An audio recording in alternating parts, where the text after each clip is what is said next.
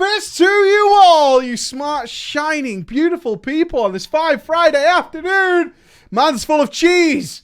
Oh, so full of cheese. I could just go to sleep right now. Just rest on my microphone like this. We'll call it an ASMR stream. Nobody will care, right? It's all fine. It's just as good as drama time. I'll just lean into the mic. Give it that old face because for the first time since before Christmas, I actually got to spend a couple of hours with my wife. Oh, what? That's how busy it's been. So we had fondue. You guys ever had fondue? No, there'll be none of that. No. Shh. Oh, fondue.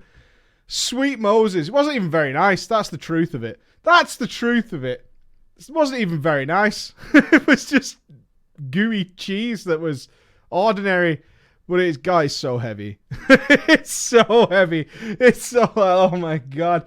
It's some sort of bread donut thing.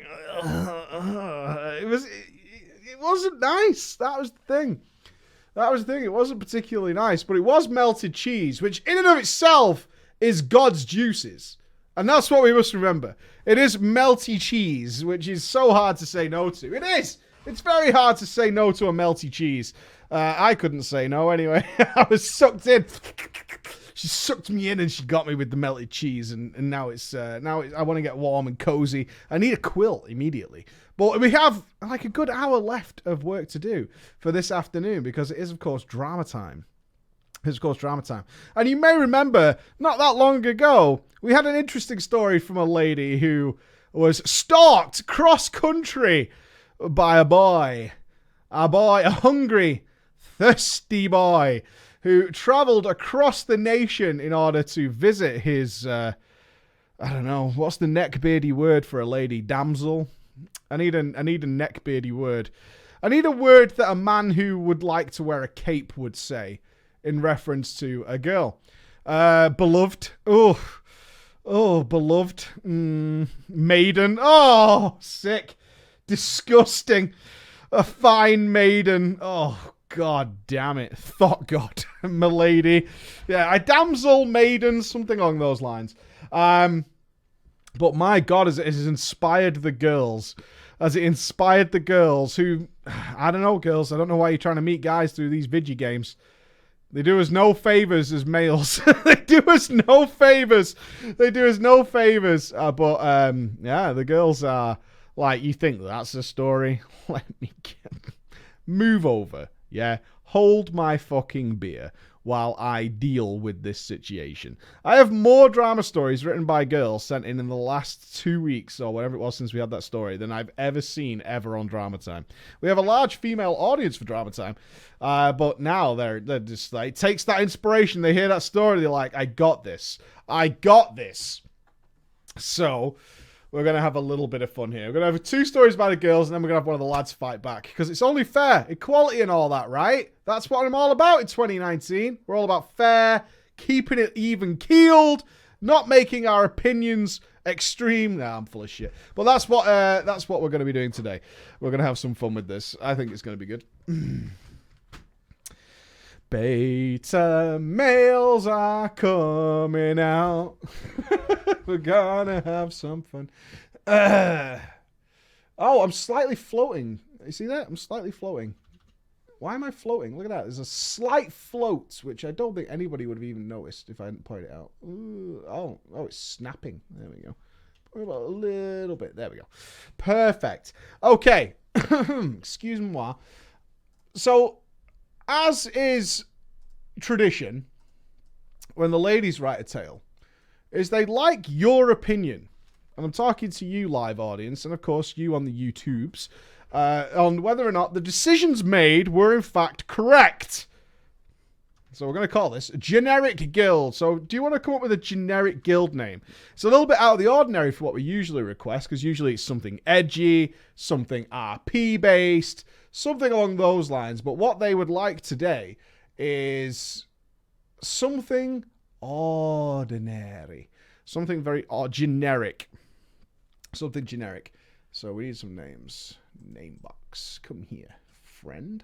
And we'll go with Big boy. Big boy. I like this. Big boy. Spelled this way.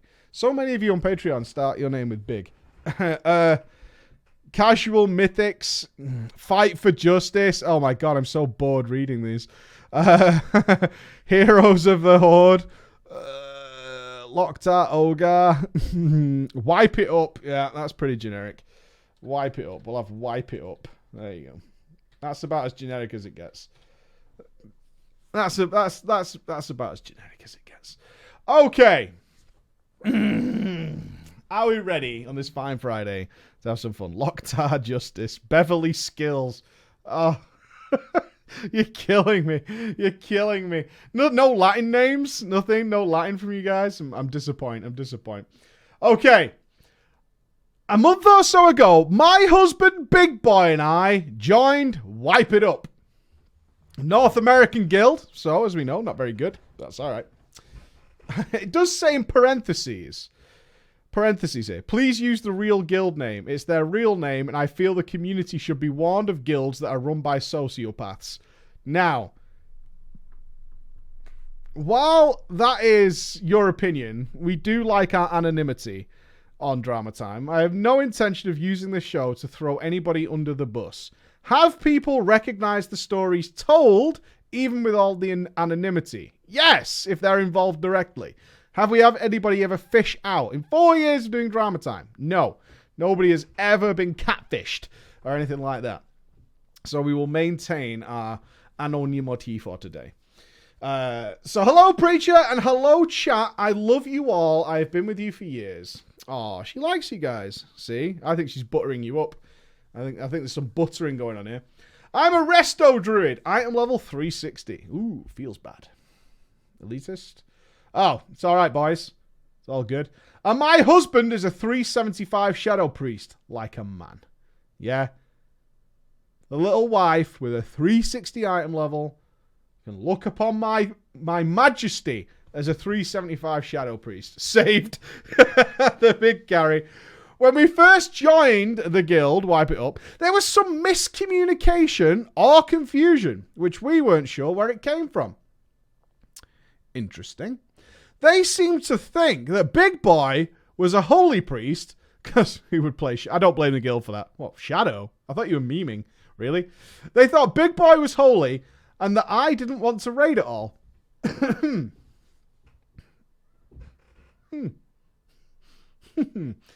Well, this is a bummer because we just joined a raid guild.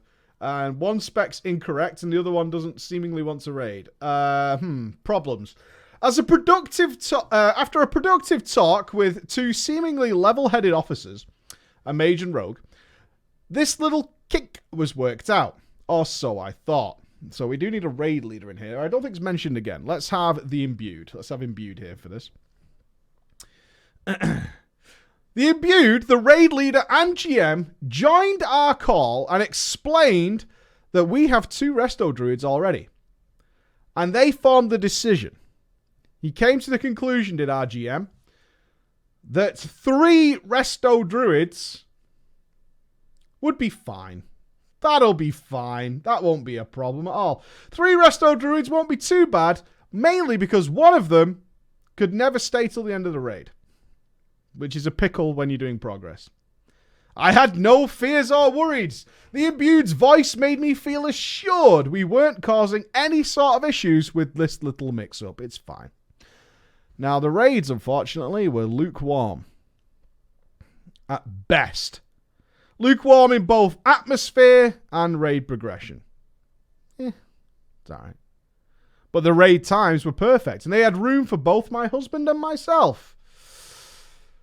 Now, I tried not to be myself. Our girl. I tried to not crack a wise joke here and there. I tried hard to keep the atmosphere as quiet and stale as Imbued like the raids to be. Great. Well, the last thing we can have in raids is any jokes. There'll be none of that. There'll be no jokes. No, none of that. No, we want it to be precise, down the middle, military, through and through. Maximum focus at all times. It's a raid rule that fun should be kept out of the raid. None of that. Not here. We're serious. The other healers outgeared me by about 20 item levels, but I kept pace. And on a couple of the boss kills, I was the top healer. I thought this was strange, and approached the healing lead officer, who was, even more strangely, the druid who has both the lowest healing and the highest in gear. And also the same healer who didn't stay for the whole raid. So their healing officer is the person who leaves before the raid finishes regularly. That's a good choice. I think so. I think it's a good sign. I like it when officers don't stay till the end of the raid. Sets a good example. Why should anyone else, right? TV's on. Good show starting. New episode of Black Mirror. I gotta go. League of Legends stream starting. I gotta go. Officers leave all the time. It's fine. It's all good. No problem at all. Sounds good to me. I tried to make small talk with her about gear, stats. Oh my god. Druid blog. But the atmosphere was frosty, cold. The second week, I got a piece of loot. A helmet. Is that Azurite? I asked a warlock to open a portal. Now listen. I asked a warlock to open a portal and hearthed to my bank to grab some more food and fix my transmog. Ladies and gentlemen, do we immediately, after getting new loot, leave the raid in order to fix our transmogs? Do we do that? Now, I think we might have a variety of answers here. Do we do that? Yes. Yeah, I do. The correct answer is just check or just say something. Do you mind if I nip to my bank for a minute? I accepted the summon back into the instance the very second the raid leader noticed that I was not at the raid. He low-key flipped the fuck out that I had just left the raid, but I didn't say anything. Shh, keep it quiet. Keep it quiet. Someone I don't know who dobbed me in and piped up, she's back now. And we moved on. See, I would notice that. I would. I'm not going to lie. I would notice if I gave somebody loot that they immediately just left the raid and came back later to fix their transmog. Without saying, can I go and fix my transmog or something? Like, you just straight up just piece the fuck out to go and fix your transmog. We're clearing trash, you know, doing the raid itself. You're out checking your fucking fashion out. I'd be a little pissed. I would be. I'd be a little pissed. I would be. Well, they're probably in a section that doesn't allow the mounting, right? Okay. 2 weeks of raids and M+, and war mode go by. I made a friend, or perhaps two, but I was acutely aware that there was a group. A clique. That didn't really enjoy my presence in guild chat or Discord. It wasn't painfully obvious, but I'm overly intuitive and empathetic, to a fault even, and I could read the room. A frostiness, a chill in the air that would permeate whenever I would speak or type around this group of people. Later that week, I learned that my good friend was returning to World of Warcraft and would be restarting our old guild. I was ecstatic because it was the best guild I'd ever been in until it fell to shit because of drama. We were semi-hardcore in Emerald Nightmare, this old guild of mine. I loved it there. The GM and the raid leader I met there was like a brother to me. He told me he had gathered some of the people from our old guild, sans the dickheads that caused drama, some of his real-life friends, some significant others, and some people from a guild he was in before I knew him. A hardcore mythic raiding guild, no less. People had been contacted, messages sent, things in the pink, a Discord had been created. And it was full of these players within 48 hours. His raid roster was already complete. And he was making a full return to the game the next raid tier, and I was hype. I was hype. He would make the raid times work for both me and Big Boy. The atmosphere and progression would be far better than what we had in Wipe It Up. I was needed, he said. and respected by them already. And I wouldn't have to deal with this frosty fuck guild much longer. Now, how to tackle this? We've only just joined, all right? We're fresh-faced. Time to be respectful. I respectfully approached the leadership with this information instead of keeping it to myself, and was never aware that I cut off or interrupted anybody during this conversation. But in hindsight, I guess I should have held my cards anyway. We told them we're going to be leaving. Big Boy and I continued to raid with Wipe It Up, but I could tell that the attitudes towards me had become chillier since the announcement that we were going to leave in a few weeks. So they've done a good thing. We're going to be leaving in a few weeks. Just let you know, old guild's starting up, some old friends. I want to play with them. So we're not leaving like immediately or anything, but we can if you want us to. But we are going to be leaving in a few weeks. We're just letting you know now. No better way of handling a guild leaving, right? Sounds good to me. We helped Wipe It Up get there ahead of the curve. We joined in on their weekly farm night. We donated materials and to banter in Discord, as if you could even label this guild's bland word speech as bants. I recall mentioning sometime during the farm night about how excited I was that my old friend was returning, and that I would be an officer, and I was excited to contribute to my good friend's guild. Ladies and gentlemen, do you really want to hear people in your guild raid chat talk about how excited they are to go and play with other people soon and leave you?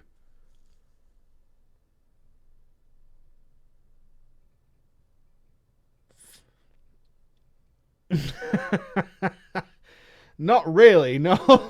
Can't wait to play with my other friends. It's going to be so good. I'm going to be an officer. They're really funny as well. Yeah.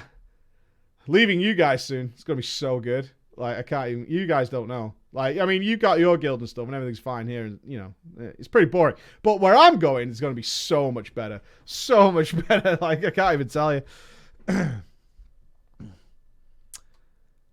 I guess this is what did it, question mark. Yes.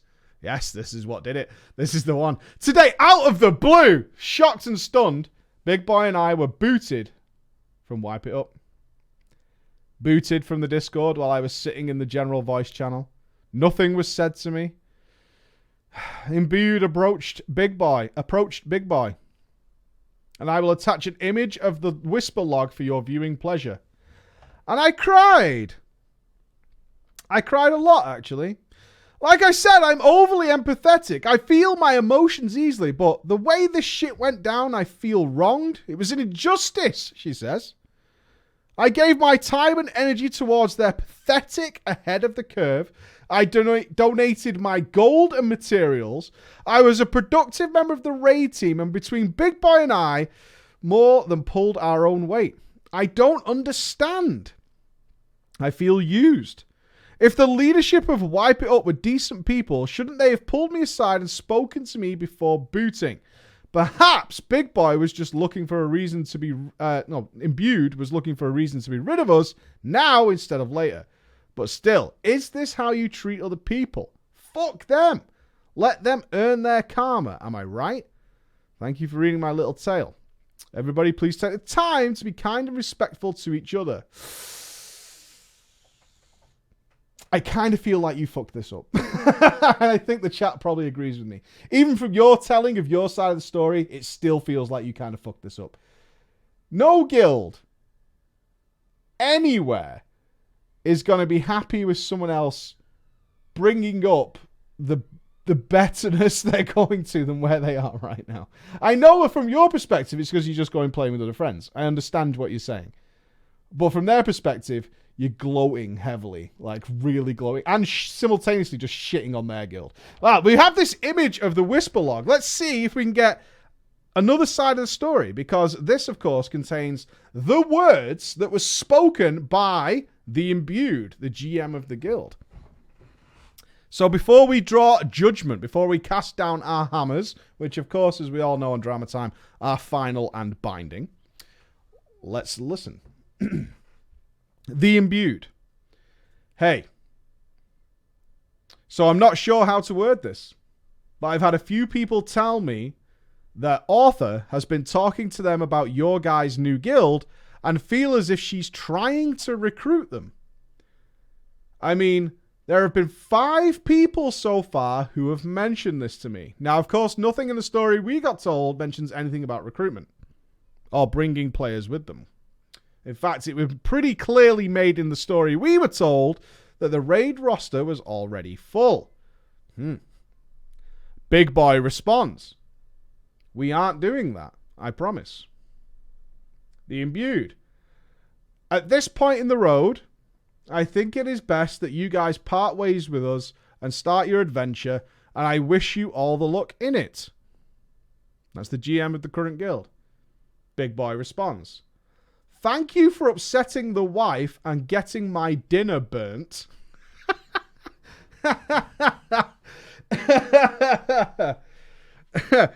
The Imbued. I tried to be as respectful as possible. You guys had intended on leaving anyway, and it just felt awkward. I didn't want to just remove you without saying anything. This is why I messaged you. I truly do wish you guys the best of luck in your future endeavors. Big Boy responds, she's still crying. We did nothing against this guild. We even were supportive on donation night, even knowing we were heading out soon. We even wanted to come back on casual night to hang out. The Imbued. I'm honestly really sorry, man. It wasn't personal for the donations. I specifically asked you guys not to, but you had insisted. If you gave me a list of what you donated, I would be happy to send it back. There are a few instances with Arthur that had stuck out to me, such as stopping raid to go and transmog, interrupting people while they were talking, including me during the meeting. Big Boy responds, did we offend some officer? I was only ever being sarcastic. The Imbued. You? No. You? No, you didn't. The final straw was when we were having the meeting, as she cut me off while I was talking to tell everybody that you guys were leaving. And just a number of other times where she would cut people off. I'm not even sure she realizes she's doing it, but there have been more than a few people messaging me about her. And I really hate to tell you this, I was hoping this could be amicable and I wouldn't have to say anything extra. Big Boy responds, waiting a few days and we would have excused ourselves politely. The Imbued. I had waited a few days, but today when I had people messaging me saying they felt like they were being poached, I felt like I had to take action. Obviously, I care for the guild first and foremost, and I'm honestly sorry that I've upset her and possibly you so much. Big Boy says, she never PM'd anyone saying that they could be anything that could be construed as a word could come with us. To which Imbued's final message on it, I won't name any names, but I promise I am not making things up. Good GM. At least in this conversation. Good GM, at least in this conversation. Now, I don't know. I don't know. But, and I know the author. I know the author. They've been a member of this community for a long time. But I have to say, got to keep it down the line. I have to say, I think you might have fucked this up, Arthur. I think you might have fucked it up. I think so. I'm not memeing. I think you fucked this up. I don't think you realized you fucked it up, but I'm pretty sure you fucked it up. I'm pretty sure you fucked it up. Yeah. It does appear that way, doesn't it? Yeah, it does appear that way. It does appear that way. I think you fucked it up. Maybe you didn't. I don't think you realized you fucked it up, but I think you probably fucked this up. I think the things you were saying because you were excited came across really rude to other people. That's what I'm thinking has happened here. Sorry. Sorry. I do know who you are. But yeah, sorry. I've got to call it as I see it. I've got to call it as I see it. Otherwise, I just look like Skamaz, right? And we don't want to look like Skamaz. That would be terrible. That's not how we like to run things on Drama Time. So, there you go. Okay. I think the chat agrees with me. Sorry, not sorry. I've got to say as it is, boys. I've got to be the man. That's my job. As the judge, and I am the judge. You guys aren't the judge. I'm the judge. I get to cast down the decision. Yeah, the GM did a good message there, but it's hard to say. Have you ever spoken to a GM who was full of shit all the time, and then when they get into like a serious moment, it's all very... it's all like they're in the docks or something, and they're like, oh, yeah, let me have this very serious conversation with you. Very, very serious. So you never know. It could be a limited conversation. Who knows? Do we ever find out the real truth? That's the question. But what we can do is make speculation based on the information we know. And that's a good part of the fun. I like doing that. And I think you guys like doing that too. That makes me a happy boy. I am the law. I am the law. When it comes to Drama Time, I am the law. I am indeed the law. Okay. Okay. We need a boy. We need a boy. We'll go with Death Tooth. Death Tooth. Death Tooth. Burnt the dinner, though. That's your first mistake. You burnt the dinner. Okay. Are we ready? I think so. A hearty hello to you, Preacher, from Team Australia. Good day, mate. Oh, good day, lady. Like so many before me, I feel compelled to tell my tales of Warcraft woes. Dinner did nothing wrong. Think about it. It was the year 2011. I had just met my first boyfriend. Aw, Deathtooth. Deathtooth was an online and tabletop gamer. Whoa. Real nerd shit. Yeah. And when we met, my idea of online gaming was Farmville. I really wanted this relationship to work. So when he introduced me to World of Warcraft, I pretended to give a shit. Aw. That's love. Pretending to give a shit is a big deal. I like it. We created my first character. You're a guy. You're a guy who's met a girl. You're going to introduce her to World of Warcraft, boys. You got to get her a character. What character should we pick for this girl's first time into World of Warcraft?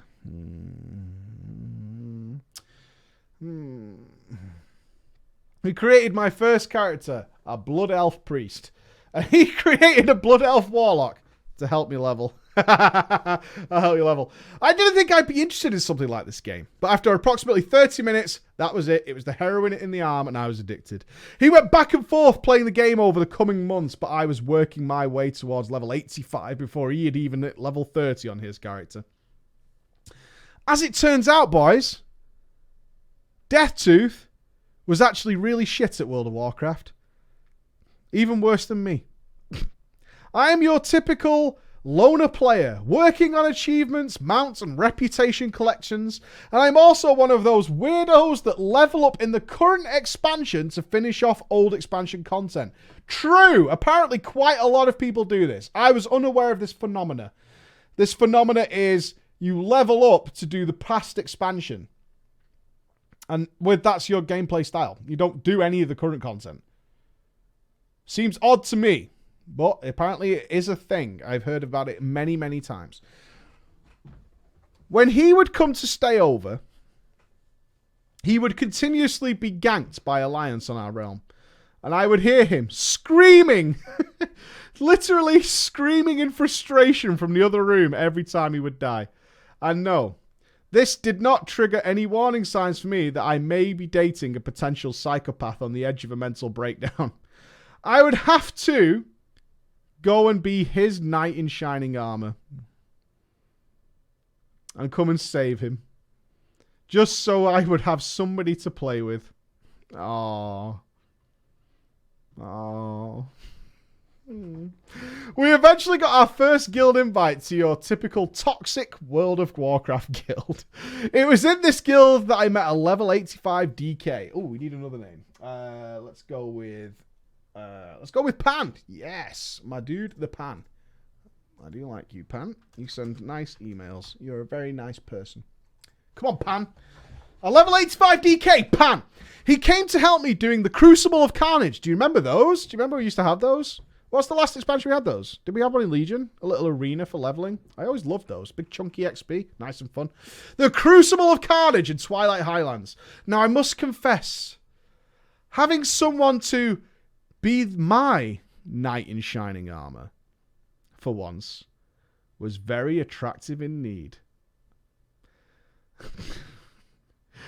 Doing the Crucible of Carnage is not a knight in shining armor. It's not. It isn't. It isn't really. Come on now. That's not like the hero. He's not the Black Knight that soared from the skies in order to save you, right? It's the Crucible of Carnage. Let's be honest. Come on now. Let's not say my knight in shining armor. Very attractive, though. Works for our girl here. Achieving this together brought on a fast and intense relationship. God, it's like they've been through an action movie together. Especially after he found out that I was a GIRL girl. We went off daily doing adventures and achievements together. He helped run me through ICC to get achievements, which I could never have dreamed or been able to do without his help. Oh my God, what a guy. Isn't he a hero? Isn't he? That's Pan for you. That's Pan. Damn that guy. We killed the whale shark in Vashia. We leveled other characters together. He stopped me from being ganked all the time while leveling, and he even dabbled in PvP. It opened up an entire new part of the game for me, which basically fueled an even more intense addiction. Pan is such a Chad. It got to a point where Deathtooth and I hardly spoke anymore. I didn't have time for Deathtooth with my busy WoW schedule. When you have a WoW addiction, it's honestly easier to date someone on who also has a WoW addiction, so you can spend all your time together in-game, getting shit done. Deathtooth and I eventually broke up, which was happy news for Pan. On hearing this news, he asked me if I'd like to work with him on a real-life relationship. We lived in the same country but on opposite sides, and I was just about to start college. He offered to fly over to meet me to see if there was any chemistry between us. This is exactly 1 hour after me telling him about my relationship breakup. That's Pan. Ultra Chad, yeah? He saw the opportunity. Did he wait? Did he think about it? Did he wait for it? Any moment? No. That's not how Pan rolls. You know? Pan's booked a plane ticket. It's been 60 minutes since your relationship ended. Pan's on a plane. Understand how alpha as fuck Pan is. Literally on a plane. Straight away. What a guy. My naive and sheltered mind sensed no danger from Pan. No fear, but you should, because there's a predator in the room. A tiger, yeah? You should be afraid. So I said yes. And he went ahead planning to come on over for 2 weeks. A 2-week stay. A 2-week stay. First meeting, 2 weeks that can't see any problems. There might be no chemistry within the first 30 seconds of us meeting each other. You know, but let's just book for 2 weeks. No questions asked. Easy game. That's how Pan rolls. Pan's got his own chemistry set. Do you understand? You're a female. Chemistry. That's how Pan is. Don't give a fuck. When we met at the airport, sparks flew. There was a definite and immediate attraction. Pan in the building. While he was over, we went on a bunch of real-life adventures together, like camping, survived the worst storm the island we were camping on had seen in 60 years. Our tent broke, our air mattress exploded, which meant we had to sleep in a pool of water at the bottom of the broken tent. You know what Pan would have done, don't you? So here's the situation. We've got no tent, no mattress, and it's wet on the floor. Pan lies in the puddle, yeah, creating himself as a bed. She lies on top of him, bone dry all night in certain places. Fucking Pan. Pan nails it again. Legend. Legend of Pan strikes.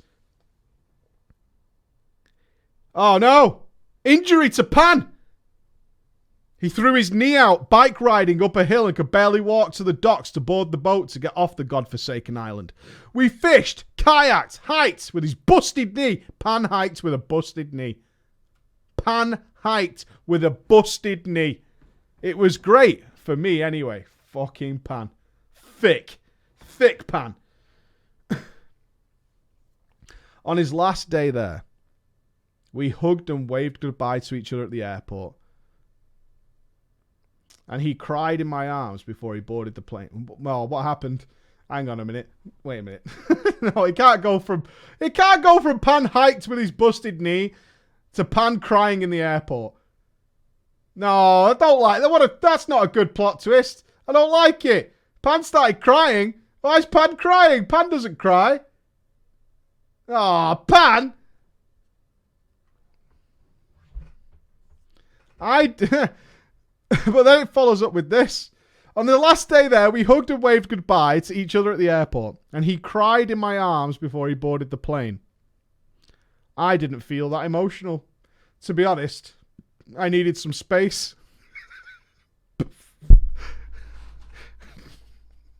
I feel bad for Pan. He's probably done permanent injuries to his knee, and she didn't even give a fuck. Oof. Big oof. We continued to talk online, webcam, and game together over the coming months to where he decided he wanted to move to be with me. Oh, Pan, what happened? In my infinite wisdom, I felt this was a good idea, even though I barely knew this guy, and he would be moving in with me and my parents while I attended college. This is 10 out of 10. Really is. It's just good decision after good decision after good decision. That's what I like about it. It's strategic. It's mindful. It's good. It's good. I spot no issues. But there was only one thing I had to do. I had to come over to his place, in fairness. For a fortnight and meet his parents to see if they approved of me and our relationship. Parental judgment. I thought this was a bit weird, as he was an almost 40-year-old man and he could do what he liked. He was 40 and he cried at the airport?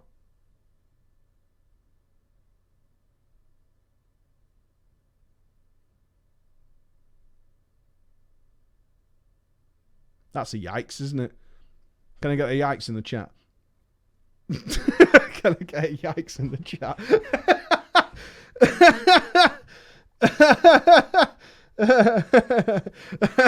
It's a big yikes. Okay, but I agreed and went over. All right.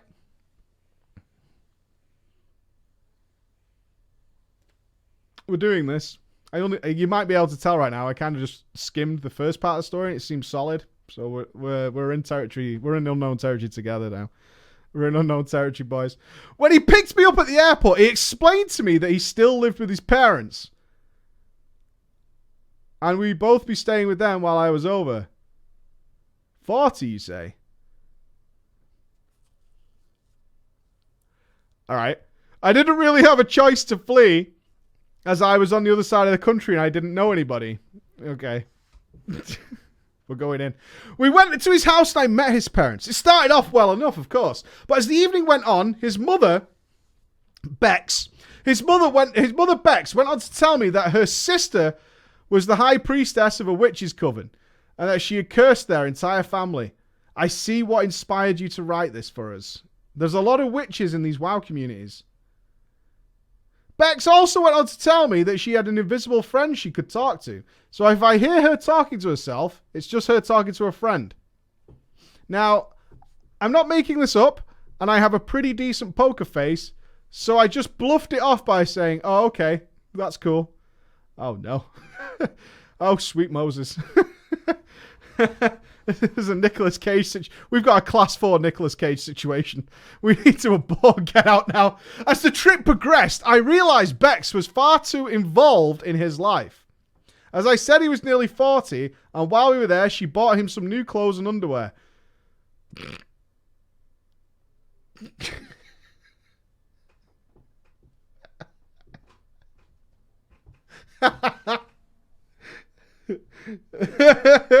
Oh, poggers. That's mental. It is. It's pretty mental. Whenever we would go out for the day, she'd ask to come along every time. Whenever we tried to have sex, she would constantly try to come into the room without knocking or rattle the door handle and speak outside the door for about 25 minutes. While I would just sit there under the blankets to cover my modesty. Aww. +1 for modesty. Right, girls? I'm calling it the modesty. We call it big old bush. Hiding that bush. It was after one of these episodes. When Pan was in the shower. She came to speak with me in his room and explained to me that Pan is very important to her. And that previously he had had some mental health problems and that she was very worried and didn't want Pan to leave her. Oh no. Pan must remain at Mother's side, within Bex's bosom, for the eternity. We must keep Pan safe. Okay. It got worse, though. Good. It's getting worse, boys. Are we ready? Are we all strapped in? I hope so.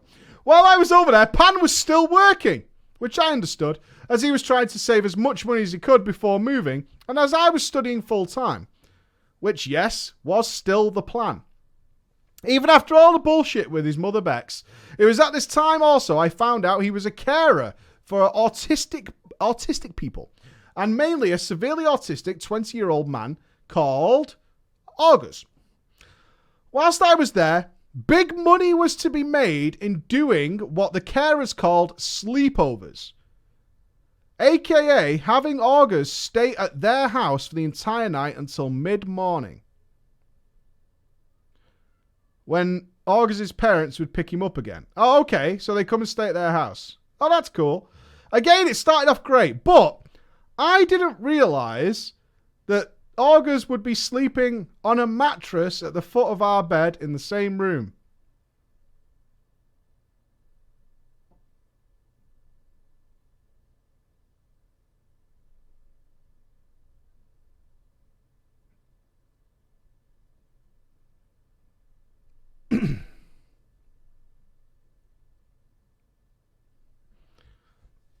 Okay. I rolled with it. But come midnight, I woke to the sound of August humping the shit out of his mattress until he yelped and went silent. Oh, he was jacking off. August. He's jacking it. I woke Pan up and explained what the fuck had happened, to which Pan, calm as a cucumber, said, yeah, August does that sometimes. Now, maybe I've lived a sheltered life. I've never been around anybody with severe autism. It was only the beginning of my nursing schooling at this time, but I have to say, I did not feel comfortable with this at all. What does your chat think about this situation? Well, classic August. I don't know. Prude, 10 out of 10. Okay. Probably not the right place to ask. I don't know. Oh my. Anyway, let's push on. In the morning, Pan said we should take August to the shops and get some groceries. We sat down, had ice cream, and something must have triggered August because he flipped out. He stood up, threw the table in front of me across the food court area and began screaming. He attempted to pick up and throw a chair, but Pan managed to get him down and calm him. Once we got him out of the shops and reasonably settled, we dropped him back at home with his parents. And Pan took me to the beach where we sat for some time in silence. Oh, that sounds like a fun afternoon, doesn't it? After Pan drove to a car park in a block of buildings and asked if I could give him a blowjob now his mother wasn't around.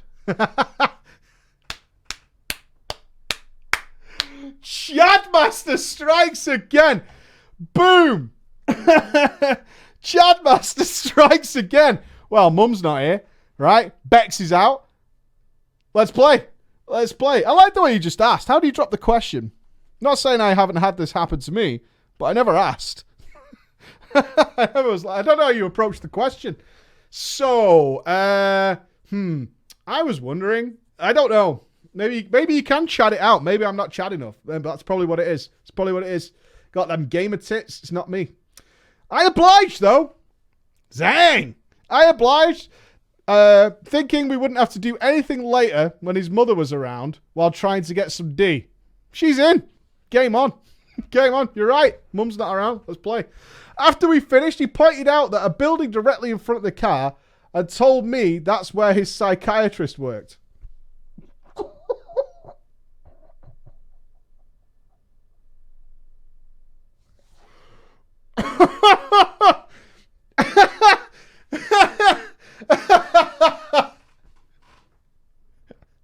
My boy has just shot his cannon into her mouth, and before she can even brush her teeth, he's telling her she just gave him head in front of the psychiatrist's office. I can't imagine anything a girl would want to hear more, actually. The more I think about it, I think it's really good. I like it. I think it's an alpha play. It's an alpha play. When it was time to go home, to the airport, to safety, to my seemingly normal and uneventful life, he said he would be going ahead with and planning to come and move over to be with me as soon as possible. Pan started to cry again as I began walking, near running towards the boarding gate. I have never felt less like crying and yet more relieved in my entire life. Once I got home, we continued to speak.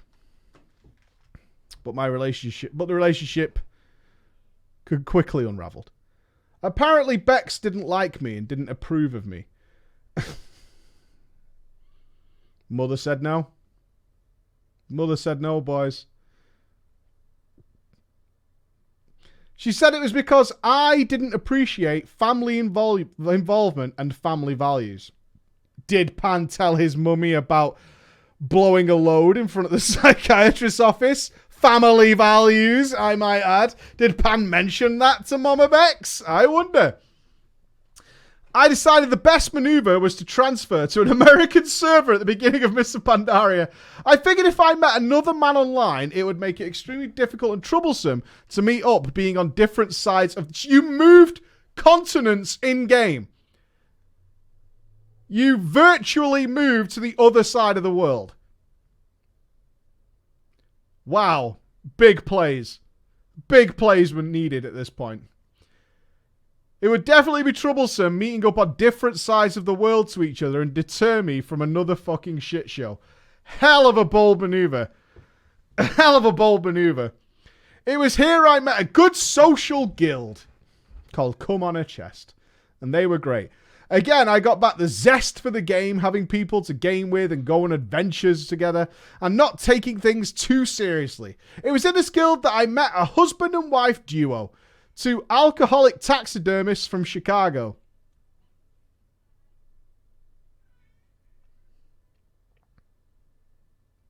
What the hell is going on in your life? What's happening? What? All right. What's going on?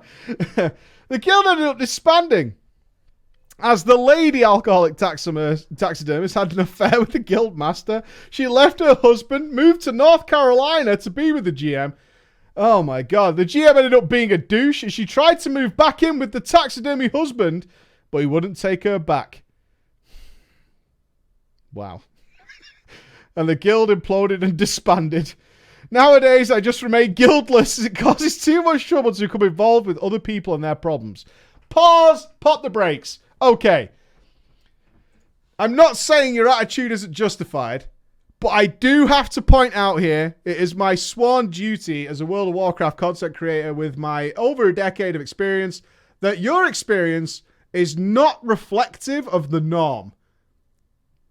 It's really important that I get that out there. I understand why you're guildless. You've seen some things. You've seen some things. But it is not reflective of the norm. Okay? Just saying, it's not normal. It's not normal. This is not your average guild situation. That's all I'm saying. It's not. But, in Warlords of Draenor, I met a sane and awesome Australian man in the same state as me. We met up and have been together ever since. He introduced me to your channel and encouraged me to write in with my stories. We are expecting our first baby in June 2019. New adventures await. Come a long way since blowing that guy in the car park, haven't you? Hey? Hey? I thought I'd just remind you of that after that really good news. I'm just saying, A to B and all that. A to B.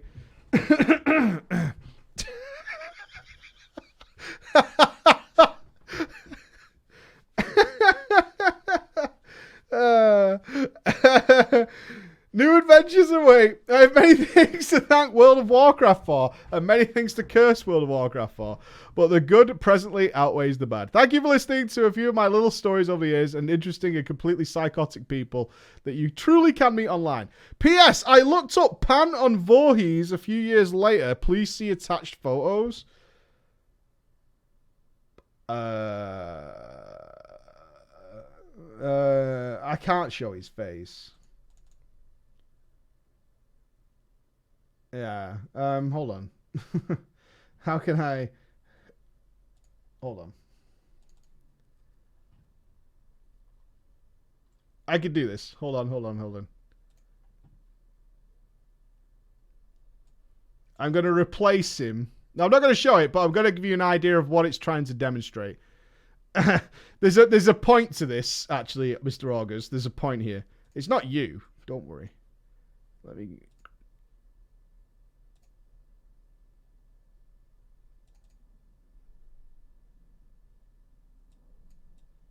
Okay. I think you'll quite like this, actually. It's worth giving me a minute to sort this out. It's worth it. Trust me.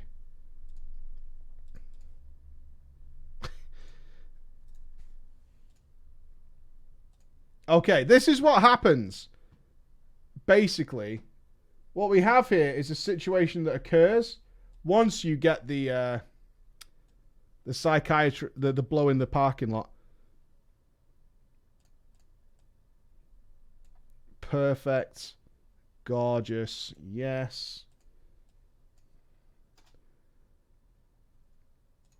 Dee-dee. Sorry, this is taking a minute. I want to make sure I don't dox this guy. Okay. We're almost there, boys. I need a picture of me.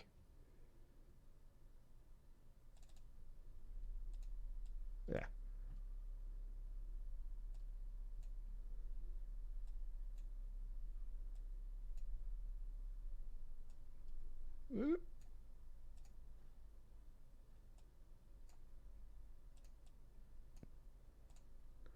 Perfect.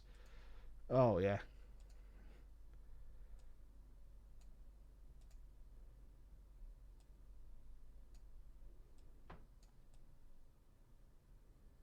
Okay.